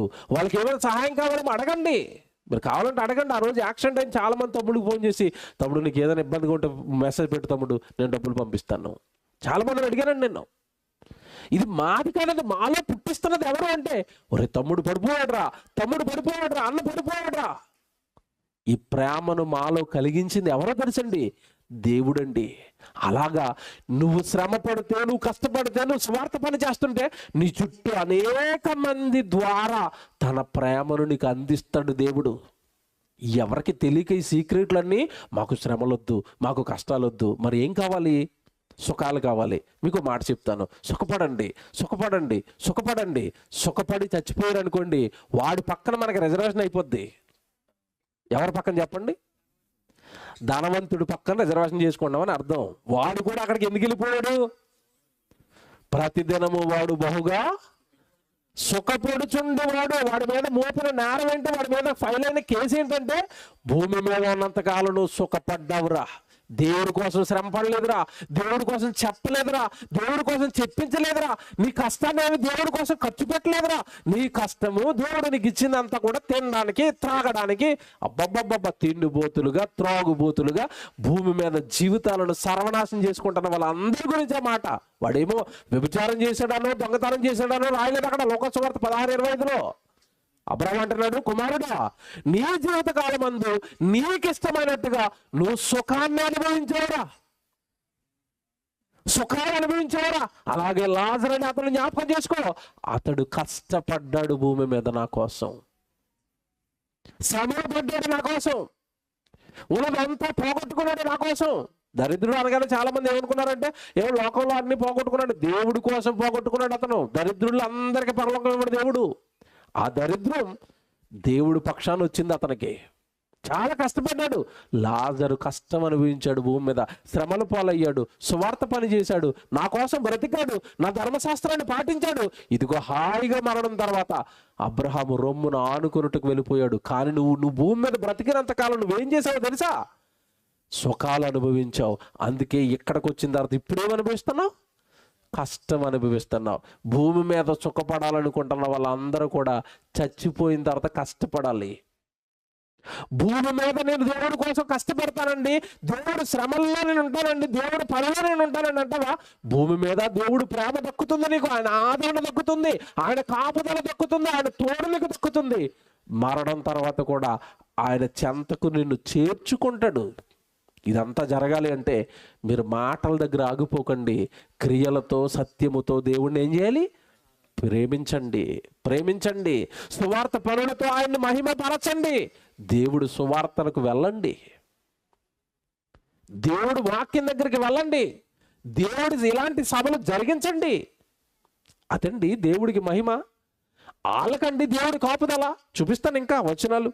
మత్తయి సువార్త ఎవరి మీద దేవుడు చూపు ఉంటుంది, ఎవరి మీద దేవుడు ప్రేమ ఉంటుంది, ఎవరి మీద దేవుడు ఆలోచనలన్నీ ఉంటాయి చెప్తాను. జాగ్రత్తగా రాసుకోండి, ఇవన్నీ వచనాలు చాలా ఉన్నాయి, రాసుకోండి జాగ్రత్తగా. మత్తయి సువార్త 10వ అధ్యాయము 16 నుంచి చదువుతాం చూడండి. మత్తయి సువార్త 10వ అధ్యాయము 16వ వచనం నుంచి 20 వరకు చదువుదాం. ఇదిగో తోడేళ్ల మధ్యకు గొర్రెలను పంపినట్లుగా. ఇగో యేసు అంటున్నాడండి, ఒకప్పుడు శిష్యులు అమాయకులు కదండి, పాపం పక్కన పెట్టుకుని విద్య నేర్పించుకున్నాడండి, వీళ్ళ లోకంలోకి పంపిస్తున్నారండి. ప్రభు వెళ్ళినప్పుడు అనేక మంది తోడేళ్ళు ఆయన ఖర్చుకు తినేయాలని ట్రై చేశాయి. ఇప్పుడు అమాయకులైన తన దగ్గర పెరిగిన చిన్నపిల్లల్లాగా చూసుకున్నాడండి, వాళ్ళని పంపిస్తున్నాడండి. పంపించేటప్పుడు ఒక జాగ్రత్త చెప్తున్నాడు శిష్యులకి, నాయనా సువార్త పని కోసం మీరు వెళుతున్నారు కదా, నేను నేర్పిన వాక్యాలు ఈ ప్రపంచానికి చెప్పడానికి వెళుతున్నారు కదా, తండ్రికి మహిమ తెచ్చే పనిలోనికి మీరు వెళుతున్నారు కదా, ఒక జాగ్రత్త. ఏమండి, క్రూరమైన తోడేళ్ళ మధ్యకి నేను మిమ్మల్ని పంపిస్తున్నాను, గొర్రెలను పంపినట్లు నేను మిమ్మల్ని పంపుచున్నాను కనుక పాముల వలె వివేకులను, పామురమ వలె నిష్కపటులున్నాయి ఉండండి, కొంచెం జాగ్రత్తగా ఉండండి. తోడేళ్ళ మధ్యలోకి వెళ్తున్నారు, కొంచెం జాగ్రత్తగా ఉండండి అన్నాడు. తర్వాత 17 వచనం అండి, మనుషులను గూర్చి జాగ్రత్త పడండి, వారు మిమ్మల్ని మహాసభలకు అప్పగించి. ఇంతకీ శ్రమలపై ఎవరు పెడతారంటే ఈ శ్రమలన్నీ? మనుష్యులు. ప్రభువును ప్రకటిస్తున్నందుకు వ్యతిరేకత, సత్యవాక్యాన్ని చెబుతామండి అంటే వ్యతిరేకత. ఏమండి? తర్వాత చూడండి, మనుషులు మిమ్మల్ని అప్పగించేస్తారు, సమాజ మందిరంలో మిమ్మల్ని కొరడాలతో కొట్టింతురు. 18 వీరికిని అన్ని జనులకును సాక్షార్థమై నా నామము నిమిత్తము మీరు అధిపతుల యొద్దకును రాజుల యొద్దకును మీరు తేబడతారు. వారు మిమ్మల్ని అప్పగించినప్పుడు మీరు ఏమి మాట్లాడుదమో ఏమి చెప్పుదామని చింతింపకుడి. మీరేమి చెప్పవలెనో అది ఆ గడియలోనే మీకు అనుగ్రహింపబడును. 20 మీ తండ్రి ఆత్మ మీలో ఉండి మాట్లాడుచున్నాడే గాని మాట్లాడువారు మీరు కారు. ఇదిగో మిమ్మల్ని పనిలోనికి పంపిస్తున్నాను కదా, సేవలోనికి పంపిస్తున్నాను కదా. ఆ పనిలోనికి మీరు వెళుతున్నప్పుడు, ఆ సేవలోనికి మీరు వెళుతున్నప్పుడు, ఇదిగో ఎవరైనా మిమ్మల్ని సభల పాలు చేసేస్తే అక్కడ మీరు ఏం మాట్లాడాలో మీరు ఏమీ కంగారు పడకండి. మీకు తోడుగా ఎవరుంటారంటున్నాడు ఇక్కడ? మీలో పరిశుద్ధ ఆత్మ దేవుడు ఉండి ఏం మాట్లాడాలో ఆయన చూసుకుంటాడు. చూసారా? ఈ సందర్భం ఏంటంటే, ఒకవేళ మీకు శ్రమ వచ్చిందా, ఒకవేళ మీకు కష్టం వచ్చిందా, టెన్షన్ పడకండి. ఆయన జైల్లో వేసేస్తున్నారా, అధిపతుల దగ్గరికి మేము తీసుకెళ్ళిపోయారా, మీరు ఏమీ కంగారు పడకండి. మీ మీద ఎవరు నిలుస్తాడు? పరిశుద్ధ ఆత్మదేవుడు నిలుస్తాడు. అంటే కష్టంలో ఉన్నప్పుడు నేనుంటాను, నా కుమారుడైన యేసుక్రీస్తుల వారు ఉంటారు, పరిశుద్ధాత్మదేవుడు ఉంటాడు. మీకే శ్రమ వచ్చినా మీ వెనక మేమున్నాం. ఎవరితో ఉంటున్నాడు దేవుడు ఇప్పుడు నాకు చెప్పండి? ఎవరు వెనకాల ఉంటున్నాడు దేవుడు ఇప్పుడు చెప్పండి? ఎవరికి తోడుగా ఉండాలనుకుంటున్నాడు? దేవుడి పక్షాన పని చేస్తూ ఎవరైతే శ్రమల పాలైపోతున్నారో వాళ్ళకి తోడుగా నేను వస్తున్నాను. నా పరిశుద్ధాత్మ దేవుడి శక్తి మీకు ఉంటుంది అక్కడ. మీరేం కంగారు పడకండి. ఏం మాట్లాడండి ఇవన్నీ నిజంగా మీరు లోతుగా ఆలోచించండి, మీరు మనసు పెట్టి ఆలోచించండి. ఇవన్నీ దేవుడి కాపుదల, దేవుడి సంరక్షణ, దేవుడి తోడు, దేవుడి ఆదరణ. మళ్ళా చెప్తున్నాడు పదే పదే ఈ మాటలన్నీ. శ్రమ పడుతున్న వాళ్ళకే, దేవుడి పనిలో ఉంటున్న వాళ్ళకే. ఇందాక చెప్పారు కదా తల్లి ఉదాహరణ, బాగా తిరుగుతున్న పెద్ద కొడుకు మీద తిరగరా నువ్వు బాగానే ఉన్నావు కదా, కొడుకురా పడిపోయాడురా. దేవుని పిల్లలారా, ఎప్పుడైనా మీరు ఎలా ఆలోచించారా బైబిల్ని? అంటే నాకు శ్రమల పాలు వస్తే, నేను కష్టాల పాలైపోతే దేవుడు నాకు తోడుగా ఉంటాడా, నా కష్టాల్లో తోడుగా ఉంటాడా, నా వేదనలో తోడుగా ఉంటాడా? అంటే ఇప్పుడు నేను పనిలో ఉన్నప్పుడా దేవుడు తోడు నాకు దొరుకుతుంది? నేను చక్కగా దేవుడి కొరకు బ్రతుకుతున్నప్పుడా దేవుడి సహాయం నాకు దక్కుతుంది? ఏమండి, మనం ప్రార్థన చేస్తామండి, దేవుడు బైబిల్లో చెప్పాడు నేను ప్రార్థన చేస్తానని అంటారు. మనం ఏమని? రాత్రి పడుకునే ముందు అందరూ ఏమని ప్రార్థన చేస్తారు చెప్పండి? దేవా, మంచం ఎక్కిపోతున్నాను, నాకు నీ దూతలు పంపించాయి. మామూలు దూతలు వద్దట. ఎవరు? అసలు బంగారపు దూతలు నీ మంచం చుట్టూ ఎందుకు తిరగాలి? నువ్వు ఏ సువార్త పనికి వెళ్ళిపోతున్నావు అని దూతలు నీకు కూడా రావాలి? నీకు ఏ కష్టం వచ్చేసిందని దూతలు నీకు కాపలా కాయాలి? నువ్వు ఎవరి పక్షాన దేవుడి కోసం ఎవరి పక్షాన నువ్వు ఏ యుద్ధానికి వెళ్ళిపోతున్నావు దేవుడు దూతలను పంపించి నీకు ప్రొటెక్షన్ ఇవ్వాలి? ఏం చేస్తున్నావు నీకు రక్షణ ఇవ్వాలి? బాగా ఆలోచించండి నేను చెప్పేవి. దూతలను కాపలాగా పెడతానన్నది ఎవరికో తెలుసండి? దేవుడి పనిలో శ్రమ పడుతున్న వాళ్ళకి, దేవుడి పనిలో కష్టపడుతున్న వాళ్ళకి దూతల సహాయం. వాడు ఆనందపడతాడండి చిన్న చిన్న ఇరుకులు ఇబ్బందులు పాలు చేసి. కానీ దేవుడు మనకి తోడుగా ఉండి పరిశుద్ధాత్మ దేవుడిని కాపులాగా పెట్టి, అలాగే దేవదూతలను కాపులాగా పెట్టి దేవుడి కొరకు బ్రతుకుతున్న వాళ్ళందరినీ కూడా దేవుడు ఏం చేసుకుంటున్నాడు? అదిగో వాళ్ళు సహింపగలిగినంత కంటే ఎక్కువగా నువ్వు వాడిని శోధించడానికి కుదరదు. దేవుడండి ఎంత బాగున్నాయండి వాక్యాలు. అసలు మాట చూపిస్తాను. కొరింథీయులకు రాసిన పేతురు రాసిన మొదటి పత్రిక చూద్దాం. పేతురు గారు రాసిన మొదటి పత్రిక 4వ అధ్యాయం. పేతురు గారు రాసిన మొదటి పత్రిక అందరు తీసుకోండి జాగ్రత్తగా. 4వ అధ్యాయం మొదటి నుంచి చదువుదాం. పేతురు గారు రాసిన మొదటి పత్రిక 4వ అధ్యాయము మొదటి నుంచి చదువుదాం. చూడండి. క్రీస్తు శరీరమందు శ్రమ పడిన గనుక మీరును అట్టి మనసును ఆయుధముగా ధరించుకోనండి. అంటే మీరు కూడా ఏం చేయాలి? ఇప్పుడు శ్రమ పడండి. క్రీస్తు శ్రమ పడ్డాడు. క్రీస్తు దగ్గరకు వచ్చిన మీరు కూడా క్రీస్తును చూసి మీరేం నేర్చుకోవాలి? శ్రమ పడాలి. సువార్త కోసం, ఆత్మల రక్షణ కోసం, సత్యవాక్య వ్యాప్తి కోసం. నా కష్టాన్ని ఇవ్వాలి, నా దేహాన్ని ఇవ్వాలి, నేను సంపాదించింది ఇవ్వాలి. నా శ్రమ సువార్త వ్యాప్తిలో, సంరక్షణలో నా శ్రమ ఉండాలి అని కోరుకోవాలండి ప్రతి ఒక్కరు. యేసుప్రభుని చూసి అది కోరుకోవాలట. యేసుప్రభుని చూసి అది నేర్చుకోవాలట. కానీ ఇంతకాలం మనం ఏమన్నాం బోధలు అంటే, యేసుప్రభు దగ్గరికి రండి రోగాలు పోతాయి, యేసుప్రభు దగ్గరికి రండి ఆశీర్వాదాలు వస్తాయి. ఇప్పుడు బైబిల్ అంతా చూడండి, మీరు చదువుతున్నప్పుడు మీకు మీకు మీరు విన్నదానికి వ్యతిరేకంగా కనపడతానే వచ్చినాడండి. క్రీస్తు యేసు శ్రమపడెను గనుక మీరును అట్టి మనసును ఆయుధముగా ధరించుకొనుడి. జాగ్రత్త చదవండి. శరీర విషయములో శ్రమపడిన వాడు శరీరమందు జీవించి మిగిలిన కాలము ఇక మీదట మనుజాశలను అనుసరించి నడుచుకొనక. మనుషుల ఆశలతో బ్రతుకుతున్నారు, లోక ఆశలతో బ్రతుకుతున్నారు, శరీర ఆశతో బ్రతుకుతున్నారు, నేత్ర ఆశతో బ్రతుకుతున్నారు, జీవపు డంబంతో బ్రతుకుతున్నారు. మీరు అలా బ్రతకకూడదు. మనుజ ఆశల ప్రకారం బ్రతకడానికి కాదు దేవుడు మీకు జన్మనిచ్చింది. తినాలి, త్రాగాలి, సుఖించాలి, సంపాదించాలి, కూర్చుకోవాలి, అవన్నీ ఇక్కడే విడిచిపెట్టి వెళ్ళిపోవాలి. ఇది కదండి ఈరోజు మనిషి ఆశ. అందుకే పుట్టాలనుకుంటున్నాడు, తినడానికి, త్రాగడానికి, సంపాదించుకోవడానికి, కూర్చుకోవడానికి. కూర్చుకున్నవన్నీ కళ్ళ ముందు విడిచిపెట్టి వెళ్ళిపోతున్న వాళ్ళు చూస్తూ కూడా లోకంలో ఏదో కూర్చుకోవాలనుకుంటున్నాడే తప్ప దేవుడి కోసం బ్రతకాలి, దేవుడికి ఇవ్వాలి, దేవుడికి చెయ్యాలి ఎవరికండి మనసుంది? ఇప్పుడు జాగ్రత్తగా వినండి. ఇక మీదట మీరు మనుజాశలను అనుసరించి నడుచుకొనక దేవుని ఇష్టానుసారముగానే నడుచుకున్నట్లు పాపముతో జోలి ఇక ఏమీ లేకయుండును. మూడవచనం, మన పోకరి చేష్టలు, దురాశలు, మద్యపానము, అల్లరితో కూడిన ఆటపాటలు, త్రాగుబోతున్న విందులు, చేయదగిన విగ్రహ పూజలు మొదలైన వాటి యందు నడుచుకొనుచు అన్ని జనుల ఇష్టము నెరవేర్చుచుండుటకు గతించిన కాలమే చాలు. ఇక చాలు. ప్రభువునికి రాకమునుపు చేసినవన్నీ తిందాం, త్రాగుదాం, దురాశలతో, ఏడు పోకరి చేష్టలతో, భూతులతో, సరసోక్తులతో, త్రాగుబోతుల విందులతో, ఏమండి ఇదంతా ఒకప్పుడు ప్రభు దగ్గరికి రాక మునుపు అయిపోయినవన్నీ. ఇదంతా కూడా అనిజనుల ఇష్టం నెరవేర్చడానికి ఒకప్పుడు అలా బ్రతికేసాం. దేవుడిని ఎరగక, దేవుడు పుట్టించాడని ఎరగక, దేవుడు పని కోసం పుట్టాడని ఎరగక ఒకప్పుడు ఇవన్నీ చేసేసాం.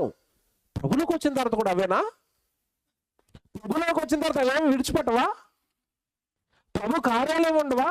ఇప్పుడు చెప్తాడు 4వ వచనం, జాగ్రత్త చదవండి. అపవిత్రమైన దుర్వ్యాపారమునందు తమతో కూడా మీరు పరుగునెత్తకపోయినందున వారు ఆశ్చర్యపడుచు వారు దేవుని దూషించుచున్నారు. సజీవులకును మృతులకును తీర్పు తీర్చుటకు సిద్ధంగా ఉన్నవానికి వారు ఉత్తరవాదులై ఉన్నారు. మృతుల విషయములో మానవ రీత్యా తీర్పు పొందినట్లు, ఆత్మ విషయములో దేవుని బట్టి జీవించినట్లు వారికి కూడా సువార్త ప్రకటింపబడెను. ఇదంతా మీరు చదువుకున్న తర్వాత ఒకప్పుడు బ్రతుకు చెప్తున్నాడు, ప్రస్తుతం క్రైస్తవులు బ్రతకవలసిన బ్రతుకు చెప్తున్నాడు. ఇలా మీరు చదువుకుంటా 14వ వచనానికి రండి. 14వ వచనం జాగ్రత్త రాసుకోండి. ఇది 14వ వచనం. క్రీస్తు నామము నిమిత్తం అంటే ఇప్పుడు మీరు ఒకప్పుడు ఈ కార్యక్రమాలన్నీ చేసినప్పుడు మిమ్మల్ని అందరినీ ప్రేమిస్తారు. లేదండి నేను దేవుడి దగ్గరికి వెళ్ళిపోతానండి, బైబిల్ తరగతికి వెళ్ళిపోతానండి, దేవుడు సేవ చేస్తానండి, దేవుడు పని చేస్తానండి. ఒకప్పుడు ఇవన్నీ జరిగించావు కదా నువ్వు. వాళ్ళు వచ్చి నన్ను దూషిస్తారు, శ్రమల పాలు చేస్తారు, కష్టాల పాలు చేస్తారు. ఇక్కడే మనుషులు వెనకైపోతారు. ఇప్పుడు అందుకే 14వ వచనంలో అంటున్నాడు, క్రీస్తు నామము నిమిత్తము మీరు నిందల పాలైన ఎడల మహిమా స్వరూపియగు ఆత్మ అనగా దేవుని ఆత్మ మీ మీద నిలుచుచున్నాడు కనుక మీరు ధన్యులు. ఎవరి మీదకి ఇప్పుడు దేవుడు ఆత్మ? నాకు చెప్పండి. ఇదిగో క్రీస్తు నామము నిమిత్తము మీరు నిందల పాలైన ఎడల మహిమా స్వరూపి అయిన ఆత్మ, పరిశుద్ధాత్మ దేవుడు మిమ్మల్ని ఆదరిస్తాడు తన ఆదరణతో. కష్టాలలో ఉన్నప్పుడు, కన్నీళ్ళలో ఉన్నప్పుడు పరిశుద్ధాత్మ దేవుని ఆదరణ. ఇందాక మీరు మత్తయి సువార్తలో చదువుకున్నది అదే. యేసు ప్రభువు వాళ్ళందరినీ తప్పిస్తూ మిమ్మల్ని ఎవరైనా రాజుల ముందు, అధికారుల ముందు నిలబడితే అక్కడ ఏం మాట్లాడాలో మీ మీదకి ఎవరు వచ్చి మాట్లాడతారు? అబ్బా, అంటే కష్టం వచ్చిన ప్రతిసారి దేవుడు ఎలాంటి ఏర్పాట్లు చేశాడు చూడండి తన కోసం, బ్రతుకుతున్న భక్తుల కోసం. ఇవన్నీ బైబిల్లో ఉన్నాయండి. నిజంగా ఇవన్నీ నమ్మితే, నేను మరలా అడుగుతున్నాను, ఒకవేళ ఇవన్నీ నమ్మితే మనం ఏం రావాలని కోరుకోవాలి చెప్పండి? శ్రమ వస్తే దేవుడు ప్రేమ అమితంగా దక్కుతుందండి. శ్రమ వస్తే నా మీద పరిశుద్ధాత్మ దేవుడు నిలబడతాడండి. ఎవరికి మాట చెప్పనండి, ఎవరు బాధపడకండి, ఎవరిని ఉద్దేశించి మాట్లాడటం లేదండి. శ్రమ పడిన నాడు నీ మీద పరిశుద్ధాత్మ దేవుడు నిలబడతాడని బైబిల్లో ఉంది. కానీ బయట బోధలు ఏం జరుగుతాయి? పరిశుద్ధాత్మ దేవుడు కావాలంటే మనం ఏం చేయాలట? ఎగరండి, గెంతండి, ఆరాధనలు చేయండి. మీ మీదకి ఎవరు దిగుతారు? ఎవరు? నేను బైబిల్ మాట్లాడుతున్నాను, వాక్యం మాట్లాడుతున్నాను. ఎప్పుడు పరిశుద్ధాత్మ దేవుడు మీ మీదకి వస్తాడని ఇందాక మత్తయి సువార్త 10వ అధ్యాయంలో చదువుకున్నారు. ఇప్పుడు పేతురు గారు రాసిన మొదటి పత్రిక 4:14 కూడా చదువుకుంటున్నారు. ఎప్పుడు వస్తాడంటే పరిశుద్ధాత్మ దేవుడు? మీరు నిందల పాలైపోతున్నారా, మిమ్మల్ని ఓదార్చడానికి వస్తాడు.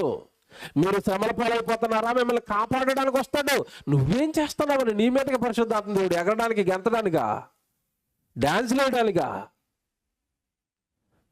చెప్తున్నానండి, బైబిలే నమ్మండి. మళ్ళా దయచేసి చెప్తున్నాను నా సహోదరులుగా, తమ్ముళ్ళుగా, అన్నలుగా, అక్కలుగా, చెల్లెలుగా, బైబిల్ నమ్మండి.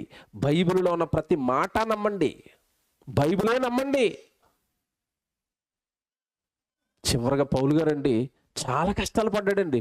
మనుషులు అయ్యా నిన్ను చంపేస్తారయ్యా, అక్కడికి వెళ్తే నువ్వు శ్రమల పాలైపోతావయ్యా అన్నా సరే పౌలు గారు ఏమన్నారు తెలుసండి? మేము పుట్టింది దేవుడి కోసం కదా, ఒకవేళ చచ్చిపోవాలంటే మేము దేవుడి కోసం చచ్చిపోవడానికి సిద్ధంగా ఉన్నాం కదా, అలాంటిది ఈ శ్రమలు మమ్మల్ని ఏం చేస్తాయి? మీరెందుకు మమ్మల్ని శ్రమల పేరు చెప్పి మమ్మల్ని ఆపాలనుకుంటున్నారు? నో, దయచేసి మన ఆపొద్దు. ఎన్ని శ్రమలు వచ్చినా, ఎన్ని కష్టాలు వచ్చినా, ఎన్ని వేదనలు వచ్చినా నేను దేవుడి కోసం నిలబడతాను. ఒకవేళ చావు వచ్చినా సరే నేను సిద్ధమే. అపోస్తలుల కార్యాలు నిజంగా ఎంత గొప్ప మాట మాట్లాడాడు తెలుసండి పౌలు గారు. నిజంగా మనం క్రైస్తవులం అయితే దేవుడిలో మన స్టాండర్డ్స్ ఎలా ఉండాలి, మన భక్తి ఎలా ఉండాలి. అపోస్తలుల కార్యాలు 21వ అధ్యాయము 11 నుంచి చదవండి. అపోస్తలుల కార్యాలు 21వ అధ్యాయం అండి. అపోస్తలుల కార్యాలు 21వ అధ్యాయం 11 నుంచి చదువుదాం. అతడు మా యొద్దకు వచ్చి పౌలు నడికట్టును తీసుకొని తన చేతులను కాళ్ళను కట్టుకొని యెరూషలేములోని యూదులు ఈ నడుకట్టుగల మనుషులని ఇలాగ బంధించి అన్యజనుల చేతికి అప్పగింతురని పరిశుద్ధాత్మ దేవుడు చెప్పుచున్నాడను. అగబోని ఒక ప్రవక్త వస్తాడండి పౌలు గారి దగ్గరికి. ఆ ప్రవక్త చెప్తున్నాడు ఇదంతా. ఇదిగో పౌలు, నువ్వు గనక యెరూషలేముకు వెళ్ళావా, అక్కడ నీ చేతులను కాళ్ళను కట్టి నిన్ను బంధించి ఇదిగో నిన్ను భయంకరంగా అన్ని జనుల చేతికి అప్పగించబోతున్నారు, నువ్వు చచ్చిపోతావు, జాగ్రత్త అని ఎవరు చెప్తున్నారు ఇక్కడ? పరిశుద్ధాత్మ దేవుడు నాకు చెప్పాడు అని అగబు అనే ఒక ప్రవక్త వచ్చి చెప్పాడు.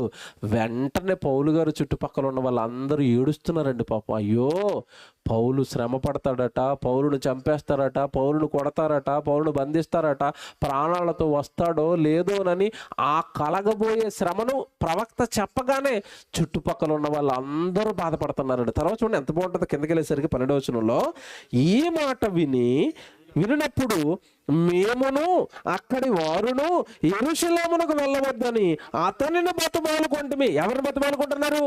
పౌలు. ప్లీజ్ అయ్యా పౌలు, నువ్వు వెళ్ళొద్దయ్యా, శ్రమంలోకి వెళ్ళిపోతావాట, కష్టాల్లోకి వెళ్ళిపోతావాట, తర్వాత చెప్పుకుంది కదా మీటింగ్ ఉంటే, తర్వాత చెప్పుకుంది కదా వాక్యం ఉంటే, వద్దయ్యా ఈసారి యెరూషలేముకి వెళ్ళొద్దయ్యా, ప్రసంగానికి వెళ్ళొద్దయ్యా, సభకు వెళ్ళొద్దయ్యా అంటున్నారు. ఈయనేమంటున్నాడు చూడండి పౌలు, ఇందెందుకు మీరు ఏడ్చిన గుండె బద్దలు చేసేదరేలా? ఎందుకు మీరు ఏడుస్తున్నారు? ఎందుకు నా గుండెలు బద్దలు చేస్తున్నారు? ఎందుకు ఏడుస్తున్నారు? తర్వాత చూడండి, నేనైతే ప్రభువైన యేసు నామము నిమిత్తము యెరూషలేములో బంధింపబడుట మాత్రమే కాక చనిపోవుటకును సిద్ధముగా ఉన్నానని చెప్పిన. అబ్బబ్బబ్బబ్బా, ఏమి భక్తి అండి! ఇదండి క్రైస్తవ్యం అంటే. ఇదండి క్రైస్తవ్యం అంటే. సువార్త కోసం, దేవుడి వాక్యం చెప్పడం కోసం ఒకవేళ నాకు శ్రమ కాదు, చివరికి నా ప్రాణం పోయినా నేను సిద్ధంగా ఉన్నాను. దయచేసి నన్ను ఆపొద్దర్రా, నన్ను మీటింగ్కి వెళ్ళటం ఆపొద్దు, నన్ను వాక్యం చెప్పడానికి వెళ్ళటం ఆపొద్దు, రానివ్వండి, శ్రమలు రానివ్వండి, నేను రెడీగా ఉన్నాను. ఇవన్నీ మనసులో పెట్టుకుని పత్రికలు రాశాడు పౌలు గారు. మీరు ఎంత చదువుకున్నారు? ఫిలిప్పీ 1:30 ఏమని? క్రీస్తు యేసు పక్షమున విశ్వాసం ఉంచుట మాత్రమే కాకుండా ఆయన పక్షమున శ్రమ పడుటకు మీకు అనుగ్రహించబడింది. ఇదిగో పనులో నేను భక్తిగా ఉన్నందుకు, ఆయన పనులో ఉన్నందుకు నేను అనేక శ్రమలు పడ్డాను. ఆ శ్రమలన్నిటిలో కూడా దేవుడు నాకు తోడుగా ఉన్నాడు. మీకు కావాలా దేవుడు తోడు? మీకు కావాలా పరిశుద్ధాత్మ దేవుడు? మీకు కావాలా ఆదరణ? మీకు కావాలా ఆయన ప్రేమ? పని చేయండి. పనులు అప్పుడప్పుడు ఇలాంటి ప్రమాదాలు, శోధనలు, కష్టాలు, శ్రమలు వస్తుంటే దేవుడు దగ్గరగా ఉంటాడు. ఆ ప్రేమను అనుభవించండి. దేవుడిని అనుభవించాలండి. బైబిల్లో మాట ఉంటుంది, మీ అందరికీ తెలుసు, యెహోవా ఉత్తముడని రుచి చూసి తెలుసుకోండి, టేస్ట్ చేయండి. ఉత్తరాలు అర్థమవుతాడు. చేపల కూర వండారు, మంచి స్మెల్ వచ్చేస్తుంది, వాసన వచ్చేస్తుంది ముక్కులోకి, ఎలాగుంటుంది? చేపల కూర బాగుందా అండి అన్నారు అనుకోండి, వాసన చూసినోడు ఏం చెప్తాడు? పెట్టలేదు కదన్నా కళ్ళు మొక్క ఎడితే చెప్పేవాడు అండి ఎలాగుందో. అంటే చేపల కూర ఏం చేస్తే అర్థమవుతుంది టేస్ట్? తినాలి. దేవుడు ప్రేమ నీకెప్పుడు అర్థమవుతుంది? టేస్ట్ చేయి. ఎలాగా? సువార్తకి వెళ్ళు, పనులోకి వెళ్ళు, శ్రమల్లోకి వెళ్ళు, ఆయన ప్రేమ నీకు అందుతూ ఉంటుంది. అమ్మ దేవుడు ప్రేమ అండి ఇది, టేస్ట్ చేశాను, దొరికేసింది, మాకు దొరికింది, ఇదిగో వీళ్ళకి దొరికింది, పౌలు గారికి దొరికింది. పౌలు గారైన భక్తులందరికీ ఆ ప్రేమ టేస్ట్ చేశారండి. శ్రమలలోకి వెళుతున్న కొద్దీ దేవుడు అమితంగా వాళ్ళు వెనకాల రావటం. ఏమంటే ఏ తండ్రి అండి పిల్లలు కష్టాలు పడుతుంటే అలా కూర్చుని ఉంటాడు, చూస్తూ ఉంటాడు? ఏ తండ్రి అని ఉంటాడా? నీ కొడుకో నీ కూతురుకో కష్టం వస్తే నువ్వు అలాగా చూస్తూ ఉండిపోతావా? ఏ సాయం చేయవా? ఏ ప్రేమ వాళ్ళ మీద చూపించవా? దేవుడు ఎందుకండి ఊరకనే వదిలేస్తాడు?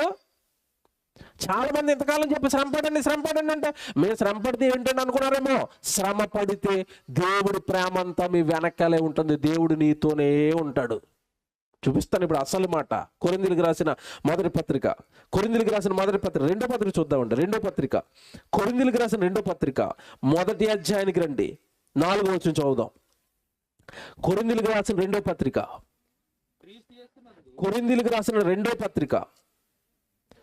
ఏమండి మొదటి అధ్యాయం 4వ వచనం.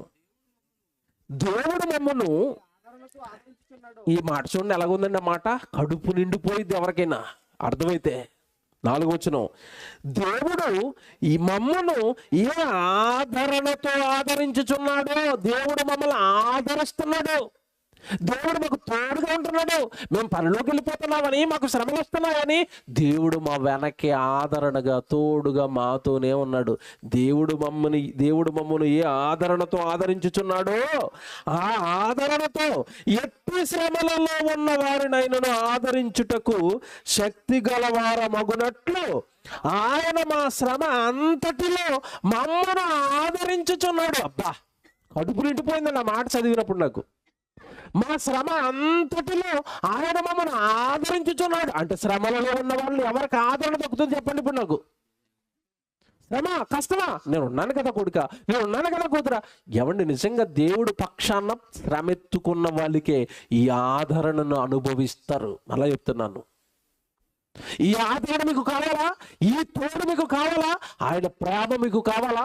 పనెత్తుకోండి, సువార్త ఎత్తుకోండి, కష్టాలు ఎత్తుకోండి, కన్నీళ్ళు ఎత్తుకోండి. నిజంగానండి చాలా మంది సేవకులండి వార్త కోసం నలిగిపోతారండి. చూస్తున్న వాళ్ళకి ఏం అర్థం అవరండి. వాళ్ళు బాగున్నాడు కదా, మంచి ఇన్సర్ట్ వేసుకున్నాడు, కోట్ వేసుకున్నాడు, సూట్ వేసుకున్నాడు, బూట్ వేసుకున్నాడు అనుకుంటారు. వాళ్ళ వేదన, వాళ్ళు నలిగిపోయే సంగతులు, వాళ్ళు పడుతున్న ఇరుకులు, వాళ్ళు పడుతున్న మానసిక ఇబ్బందులు, వాళ్ళు పడుతున్న ఆరోగ్య సమస్యలు, వారు తింటున్న ఏమంటే వాళ్ళు కాస్తున్న మాటలు అన్నీ కాదండి. దేవుడి గురించి చెబుదాం, దేవుడి కోసం నలుగురినైనా నిలబడదామని ఒక సేవకుడు నిలబడినప్పుడు అతని వెనకాల ఎన్ని మాటలు మాట్లాడతారో తెలిసినప్పుడు బాధపడతా ఉండి. ఏమంటే ఆ మాటలు మాట్లాడే వాళ్ళు తెలియని వాళ్ళు కాదు, మళ్ళీ బైబిల్ పట్టుకున్న వాళ్ళే, ప్రభు దగ్గరకు వచ్చిన వాళ్ళే వెన్నుపోట్లు పొడుస్తూ ఉంటే, మాటలు మాట్లాడుతూ ఉంటే, ఏమన్నా మనసు గాయపరచబడిన మనసుతో అలాగే దేవుడి గురించి బ్రతుకుతూ, అలాగే దేవుడి గురించి ప్రకటిస్తూ, అలాగే దేవుడి గురించి పని చేసుకుంటూ వెళ్ళిపోతాడండి సేవకుడు. అతని ధైర్యం ఏంటో తెలుసా? నాకొచ్చే ప్రతి శ్రమలోనూ కూడా నాకు తోడుగా ఉండేది, నన్ను ఆదరించేది మనుషులు కాదు, ఎవరు? దేవుడు. మీరు చదువుకోండి, నేను వచనం చెప్తాను, చదువుకోండి, టైం అయిపోయింది. 5వ వచనం, 8వ వచనం, 9వ వచనం, 10వ వచనం చదువుకోండి, కడుపు నిండిపోద్ది. చివరి మాట చదువుదాం, 10వ వచనం ఎంత బాగుంటుందో. 10వ వచనం, ఆయన అట్టి గొప్ప మరణము నుండి మమ్మల్ని తప్పించాడు. మరణం నుండి మమ్మల్ని తప్పించేశాడు. ఇక ముందును తప్పించును. చూసారా ఎంత ధైర్యం అండి ఇది? మమ్మల్ని మరణం నుండి, చావు నుండి మమ్మల్ని తప్పించాడండి. ఇక ముందు కూడా ఆయన మమ్మల్ని ఏం చేస్తాడు? ఎవరు మిమ్మల్ని మాట్లాడుతున్నానండి, నాకు చావు వస్తే తప్పించడానికి ఈయన ఉన్నాడండి. మీరు ఎవరైనా ఒక పేరు చెప్పండి, డాక్టర్ గారి పేరు చెప్తారా? వాళ్ళే చేతులెత్తేసారు కరోనా టైంలో. మీ ఎమ్మెల్యే గారి పేరు చెప్తారా? ఎవరండి మరణాన్ని తప్పించేది? వీళ్ళు ఎంత ధైర్యంగా ఉన్నారు చూడండి. పౌలు గారు, ఎవడో ఒకవేళ నాకు చావు వస్తే దేవుడు సెలవైతే చావు వస్తుంది తప్ప నాకు భూమి మీద పనున్నంత కాలం నాకేం రాదు, చావు రాదు. మరణము ఇక మీదట కూడా దేవుడు మాకేం చేస్తాడు? బాబ్బా బాబ్బా ఎలాగున్నాయి చూసారా? బైబిల్ ఎలాగుందండి, బైబిల్ ఎలాగున్నాయండి, ఎలాంటి మాటలు ఉన్నాయండి బైబిల్లో. ఇంతలా నమ్మేవా నువ్వు దేవుణ్ణి? మరణం నుండి కూడా నన్ను తప్పించడానికి నా వెనక ఒక మహాశక్తి ఉంది అంటే అనగలమా? అదే ధైర్యం ఉందా? మధ్యలో నుండి ఎక్కడో ఉంటుంది అది. అది నాకు తెలిసి 8వ 9వ ఉంటుందని ఒక మాట అంటాడండి పౌలు గారు. మా యందు శ్రమలు ఎలాగూ విస్తరించుచున్నవో ఆయన ఆదరణ కూడా మా యందు అలాగే విస్తరిస్తుంది అంటాడు. మా శ్రమలు కూడా విస్తరిస్తున్నాయి, ఆయన ఆదరణ కూడా మా యందు విస్తరిస్తుంది అన్నాడు. అంటే శ్రమలు ఎవరికి ఎక్కువగా వస్తున్నాయో వాళ్ళకే దేవుడు ప్రేమ ఎక్కువగా అందుతుంది. ఇవన్నీ బాగా చదువుకోండి. ఇవన్నీ దేవుని పిల్లలారా, ఏదో కొన్ని గుడిలోకి వస్తాను, పాట పాడతాను, నాకు ఇష్టం ఉంటే గుడికి వస్తాను, ఇష్టం రాకపోతే గుడికి మానేస్తాను, ఏదో చివరిలో చిరిగిపోయిన నోటోట పట్టుకొచ్చి అలా కానుకేసి దేవుడికి పెద్ద భక్తుడు అనుకుంటున్నాను. ఏమంటే ఇలాగ మీరు ఉండిపోయారా? ఎప్పటికీ దేవుడు ఎంతటి ప్రేమను, ఎంతటి ఆదరణను దేవుడు మీకు అందించడండి. చిన్నపిల్లలుగా చూస్తారండి, ఎప్పుడు ఎదుగుతారా అని మన గురించి ఎదురు చూస్తూ ఉంటాడండి. రండి, పని చేయండి, సువార్థికులకు తోడుగా ఉండండి. వేదిక మీద ఉన్నారు కదా సేవకులు, వాళ్ళు చేస్తున్న సువార్త కార్యక్రమాలకు మీ వలనైన కష్టాన్ని వాళ్ళకి అందించండి. ఆర్థికంగా ఇస్తారా, మీ శరీరాన్ని ఇస్తారా, పని చేస్తారా, వాళ్ళకి తోడుగా ఉండండి. వాళ్ళు జరిగిస్తున్న సేవ అంతటిలో మీ సహాయాన్ని ఇవ్వండి. కష్టపడండి, శ్రమపడండి. దేవుడు తోడును, దేవుడు ఆదరణను మీరు పొందుకోండి. చివరిగా మాట చెప్పి ముగించేస్తాను. రోమిలికి రాసిన పత్రిక. ఒకవేళ నువ్వు కష్టపడను, నేను శ్రమపడను అంటే మిస్ అయిపోయేది పరలోకం. రోమిలికి రాసిన పత్రిక 8వ అధ్యాయం 17వ వచనం చూద్దాం. 17వ వచనం 18వ వచనం రాసుకోండి. రోమిలికి రాసిన పత్రిక 8వ అధ్యాయం 17వ వచనం చూడండి. మనము పిల్లలమైతే వారసులం అవుతాము.